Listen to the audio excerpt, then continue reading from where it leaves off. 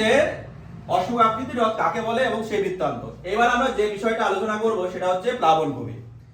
প্লাবিত হয়ে যে ভূমি গঠন করে সেটাই হচ্ছে প্লাবনভূমি। দেখ, যখন নদীতে প্রচুর পরিমাণে জল হয়, বৃষ্টির দ্বারা হোক বা বর্ষাকালীন সময়ে প্রচুর পরিমাণে কি হয়, জল হয়। এবার এক সময় আস্তে আস্তে কি হবে, জলটা শুকাতে শুরু করবে এবং শুকানোর শুরু করার সময় এই নদীর দুই পাড়ের যে অংশটা আস্তে আস্তে কি হবে, জল কমতে শুরু করবে এবং কমতে শুরু করতে করতে এক সময় দেখা যাবে যে নদীর এই দুই পাড়ে কি জমা হয়েছে, পলি বালি নুড়ি কাকর জমা হচ্ছে এবং পলি বালি নুড়ি কাকর জমা হয়ে যে ভূমিরূপ সৃষ্টি করছে সেটাকে কি বলবো, প্লাবনভূমি। এবং এই দেখ, এই যে দুটো পাশে দুটো উচ্চভূমি রয়েছে, এই যে যে বাঁধটা সৃষ্টি করছে সেই বাঁধটাকে কি বলবো, স্বাভাবিক বাঁধ। তাহলে আমরা কি জানলাম, কিভাবে প্লাবনভূমি এবং স্বাভাবিক বাঁধ গঠিত হয়।